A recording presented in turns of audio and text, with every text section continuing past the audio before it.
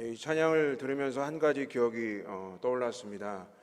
지난 2월에 기도원 성김용사운동 수련회를 다녀오는 돌아오는 길에 봉고차 안에서 몇몇 분들이 가장 좋아하는 찬양이 누군가 널 위해 기도하네를 하면서 저에게 틀어달라고 하셔서 11명의 가수의 다른 버전으로 11번 연속 누군가 널 위해 기도하네만 계속 들었었는데요.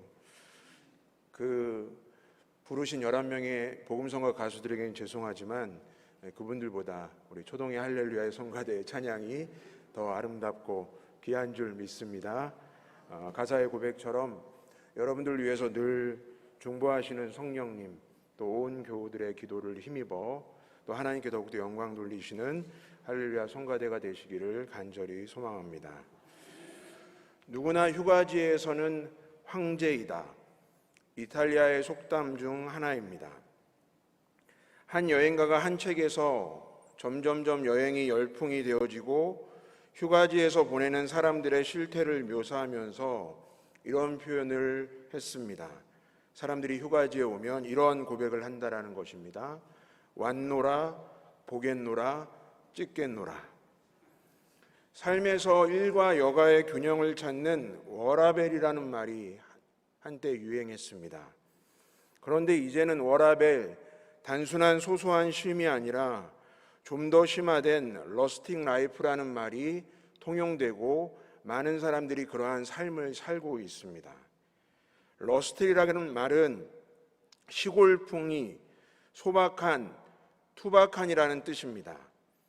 도시를 완전히 떠나 시골로 향하는 이도 향촌 정도는 아니어도 일주일 중에 4, 5일 정도는 도시에 머물다가 2박 3일 정도는 시골을 찾는 5도 2촌 혹은 4도 3촌을 실천하며 도시의 숨막히는 일상을 조금 덜어내고 소박한 시골스러움을 삶에 더하는 새로운 삶의 형태들이 지금 많이 나타나고 있다는 것입니다. 사회생물학의 창시자인 하버드대 교수 에드워드 윌슨은 바이오필리아라는 용어를 등장시키며 인간은 선천적으로 자연을 좋아하고 자연으로부터 안정과 회복을 얻는다는 말을 합니다. 일맥상통하는 것 같습니다. 쉼을 갖는다는 것, 안식한다라는 것은 모든 피조물로 하여금 하나님의 창조 질서와 조화를 이루게 하기 위해 하나님께서 말씀하신 명령이고 행하신 수단이기에 우리는 따라야 합니다. 물론 쉼의 시간은 행복이 가득 넘치기도 합니다. 점점 더 각박해지고 숨이 막히는 일상, 하여 더욱더 팍팍해지고 메말라가는 삶에서 벗어나 새로운 활력을 얻고 싶어하는 것, 자연스러운 우리들의 갈망이겠죠. 그래서 다양한 나날이 진보되어져 가는 피난처를 찾는 휴가를 보내려고 하는 움직임들이 더욱더 활발히 일어나고 있는 것 같습니다. 그런데 우리는 얼마 지나지 않아서 누구나 다 깨닫게 됩니다. 휴가 준비의 과정, 그곳에서의 삶, 쉼을 통한 기쁨, 물론 대단한 의미와 웃음을 우리에게 부여하기도 하지만 결국 휴가 복귀 날이나 쉼이 끝나는 시간이 되면 일정한 기간 동안 쉬는 일이라는 휴가의 사전적 의미처럼 잠시 잠깐의 만족이라는 것을 우리는 깨닫게 됩니다. 직장인들의 볼멘소리처럼 또 한 주간의 휴가를 위해 1년을 버텨야 하냐고 성토하시겠습니까? 그런데 여러분, 좀 더 신앙적으로 생각해 본다면 육적인 것이 다 그러하다라는 것입니다. 교회가 진행하고 있는 유튜브 콘텐츠 내 인생의 말씀이라는 것이 있는데요, 여러분들 보시면서 우리는 분명히 느끼게 됩니다. 영적인 말씀의 힘을 느낍니다.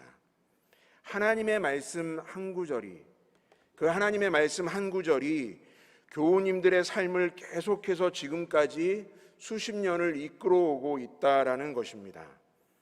하나님의 말씀이 지친 영혼을 위로하고 힘을 주어 일으켜 세워주었다는 그 고백을 통하여서 우리는 은혜를 함께 누리게 됩니다. 여러분들 그런데 생각해 보시기 바랍니다. 교우님들의 삶의 여정에서 보낸 휴가나 쉼이 여러분들의 삶을 세상이 줄 수도 알 수도 없는 평안으로 지속적으로 끌어주지는 않지 않으십니까?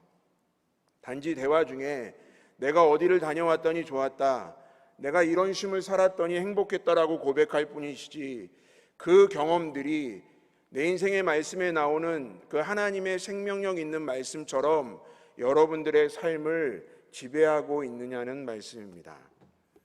너무나 유명한 문구이지요. 성 어거스틴의 고백록이라는 책에서 성 어거스틴은 이런 기도를 합니다. 주님, 내 영혼이 당신의 품에 들어가기 전까지는 저는 안식을 얻지 못합니다. 태양이 우리를 하루도 어둠 속에 두지 않는 것처럼 늘 신실하게 함께 하시는 주님의 품에 거할 때 비로소 우리는 참된 안식을 얻을 수 있다라고 말합니다. 교우 여러분, 바로 진정한 쉼은, 최고의 휴가는 우리 밖이 아닌 우리 안에서, 즉 내 마음 영혼에서 원인과 해결책을 찾아야 합니다. 내 마음의 진정한 쉼, 신비스러운 비밀을 아는 특권을 우리가 주님 안에서 분명히 누리고 있지 않습니까? 세상은 수많은 프로그램을 통해서 공허한 소리와 허상이 마치 참 쉼인 것처럼 우리를 흔들고 현혹하는 가운데 있습니다. 물론 세상 속에서 우리가 살고 있기에 그 부분을 즐겨갈 수도 있겠지요.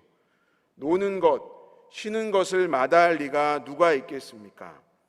하지만 분명히 정립할 것은 그곳에 진정한 답이 있는 것이 아닌 오직 하나님께 답이 있음을, 그분 안에 참된 쉼이 있음을 믿음으로 온전히 고백하시는 여러분들이 되시기를 간절히 축원합니다.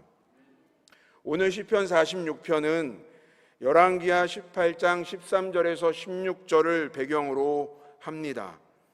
즉 히스기야 왕 제14년에 아수르의 사네립 왕이 유다를 공격하여 온 나라는 유린을 당하고 성전과 왕궁 보물창고에 있는 모든 은을 다 내어주어야 했던 국가적인 위기상황을 배경으로 하고 있습니다. 여러분들 분위기가 느껴지실 것입니다. 또 이 시편이 유명한 것은 바로 종교개혁자 마틴 루터가 찬송가 585장을 만드는데 결정적인 역할을 한 시편이기 때문입니다. 바로 내주는 강한 성이요 방패와 병기 되시니 큰 환난에서 우리를 구하여 내시리로다. 기존 사회에 미운 털이 박혀 있을 뿐만 아니라 오랜 종교개혁으로 마음은 너무나도 탈진해 있었고 마틴 루터의 건강도 악화됩니다. 사망의 두려움이, 또 죽음의 위협이 주변을 에워싸고 있었던 상황입니다. 그때 이 시편을 대하게 되면서 그 찬송을 지었다라는 것이죠. 우리네 삶은 어떠할까요? 교우들의 얼굴을 한 분 한 분 떠올려 보시기 바랍니다. 쉴 겨를도 없이 하루하루 숨막히게 가정에서, 직장에서, 일터에서, 또 더러는 병마와 싸우는 병상에서, 더러는 멀리 타국에서 주어진 삶의 터전을 읽어가는 초동의 교우들의 삶을 한번 생각해 보시기 바랍니다. 유대의 상황도 그러하고 마틴 루터의 삶도 그러하고, 그리고 초동 교우들도 동일한 외침이 있습니다. 그것은 바로 누구보다 쉼을 원하고 회복을 얻고 싶어 한다라는 것이지요. 유대 상황, 시편의 배경이 되었던 유대 상황, 그 시편을 보고 힘을 얻었던 마틴 루터, 그리고 우리 초동 교우들의 삶을 바라보면 이 동일한 고백이 나올 수밖에 없다라는 것입니다. 이 모든 간절한 울부짖음에 우리 하나님께서 말씀해 주십니다. 1절의 말씀인데요.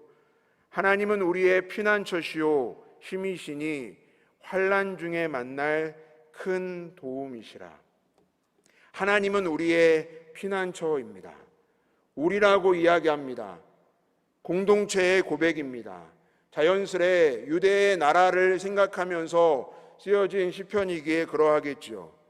참된 쉼, 최고의 휴가를 바라시는 여러분들에게 이렇게 선포합니다. 하나님은 교우님의 최고의 피난처가 되시는 줄 믿습니다. 하나님은 교우님 가정의 최고의 피할 바위가 되시는 줄 믿습니다. 하나님은 초동교회를 보호하시는 최고의 울타리가 되어주시는 줄 믿습니다. 그리고 초동교회 안에 머무는 것이 최고의 휴가인 줄 믿습니다.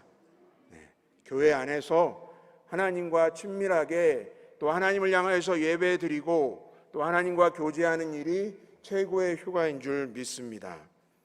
최고의 휴가와 쉼은 특정 시간에만 펼쳐지는 안개처럼 사라지는 누림이 아니라 하나님 안에 거할 때임을, 하나님을 통한 쉼을 경험해 본 여러분들이기에 분명히 알고 계시지 않습니까?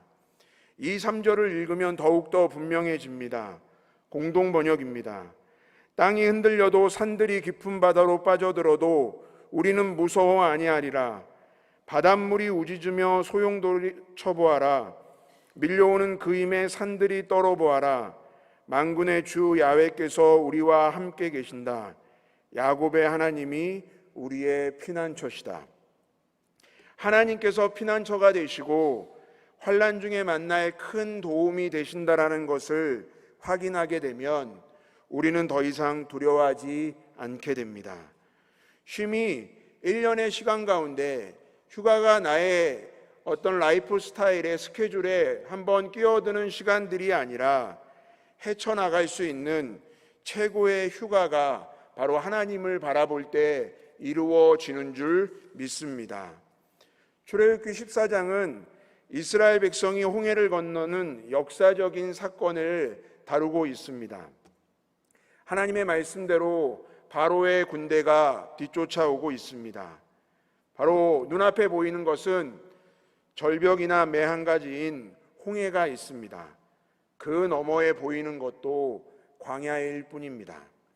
그러자 백성들은 두려워서 모세에게 불평을 계속해서 터뜨리게 됩니다. 그때 모세가 단호하게 선포합니다. 출애굽기 14장 13절과 14절의 말씀인데요. 모세가 백성에게 이르되 너희는 두려워하지 말고 가만히 서서 여호와께서 오늘 너희를 위하여 행하시는 구원을 보라. 너희가 오늘 본 애굽 사람을 영원히 다시 보지 아니하리라. 여호와께서 너희를 위하여 싸우시리니 너희는 가만히 있을지니라. 가만히 있을지니라. 이 말씀이 한 주석서에 보니 라틴어 번역으로는 휴가라는 단어를 사용하고 있습니다. 이 휴가에서 우리가 지금 영어로 사용하는 베이케이션이 이 단어가 생겨나게 됩니다. 다시 말하면 놀라지 말고 마치 휴가 나온 것처럼 앞에, 뒤에 또 앞으로 진행되어질 모든 것이 우리의 눈에 볼 때는 우리가 상상하기엔 너무나도 힘든 상황이지만 휴가 온 사람처럼 나에게 맡기고 지켜보라는 말씀입니다. 여러분 휴가를 가셔서 쉼의 시간을 누리시면서 드넓게 펼쳐진 바다를 보며 한 폭의 수놓은 그림 같은 산을 조망하며 여기저기 들리는 자연의 소리를 들으며 교우님들의 마음 상태는 어떠하셨습니까? 마치 그것처럼 쉼의 근원이 되시는 하나님께 우리를 맡길 때 마치 휴가 온 것처럼 편안하게 하나님과 신비스러운 합의를 이루며 정말 그 아름다운 역사를 우리가 이루어갈 수 있다라는 말씀입니다. 그것이 바로 가만히 있으라는 것이지요. 우리는 늘 내가 무언가를 해야 한다 하는 것처럼 조급합니다. 그래서 나의 힘으로, 나의 능력으로 힘을 인위적으로 만들려고 합니다. 내가 무슨 계획을 잘 짜면, 내가 어떠한 일들을 구상하면 그것을 통하여서 내가 나의 어렵고 힘든 현실 속에서 벗어날 수 있는 힘을 얻을 수 있다라고 착각을 합니다. 그런데 여러분, 신앙의 신비는, 쉼의 신학은 다른 이야기를 우리에게 분명히 들려줍니다. 내가 말하고 내가 행동하는 것이 아니라 오히려 내 말과 내 행동이 멈춰선 자리에서 위를 바라보는 하나님을 통하여서 우리가 놀라운 쉼을 발견하게 되는 귀한 역사가 있을 줄 믿습니다. 그리고 그렇게 만난 하나님으로 우리 속을 채우고 살아갈 때 우리의 소망, 우리의 힘, 우리의 피난처는 하나님이심을 분명히 깨달아 알게 될 줄 믿습니다.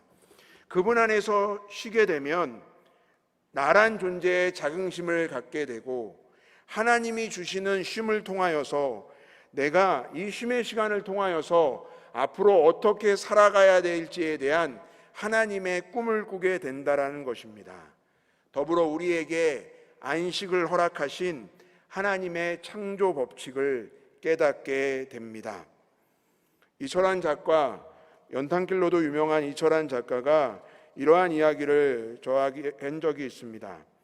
하나님을 모르는 사람이 하나님을 알게 되는 것보다 하나님 안에 있는 사람이 하나님 안으로 더 깊숙이 들어가는 것이 정말 힘들다. 저는 이 말을 늘 새깁니다. 최고의 휴가가 무엇일까?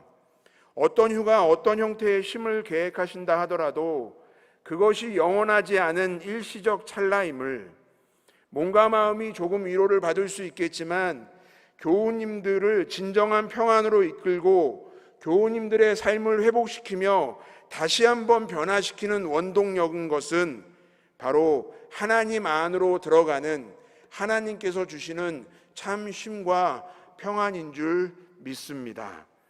우리 주님의 말씀이 들려오시지 않습니까? 하나님 품 안에 있지 않으면 참 쉼을 누릴 수 없기 때문에 우리를 날마다 부르십니다. 마태복음 11장 28절인데요. 수고하고 무거운 짐진 자들아 다 내게로 오라. 내가 너희를 쉬게 하리라. 치열한 전쟁터와 같은 일상 속에서 이 무더운 여름을 나기 위해서 최고의 휴가를 계획하고 또 준비하고 계시는 교우 여러분, 무엇을 먹을까? 무엇을 마실까? 어디로 가서 내가 많은 것을 누릴까? 그 계획을 집중하시는 것도 필요하겠지만, 물론 그것도 누리셔야 하겠지만, 결국 최고의 휴가가 무엇인지 온전히 깨달으셨으니 하나님께 피하시는, 하나님을 더욱더 향유하시는, 또 그곳에 하나님과 만나고 하나님을 통한 쉼을 얻는데 더욱더 마음과 정성을 쏟으시는 저와 여러분들이 되시기를 간절히 기도합니다.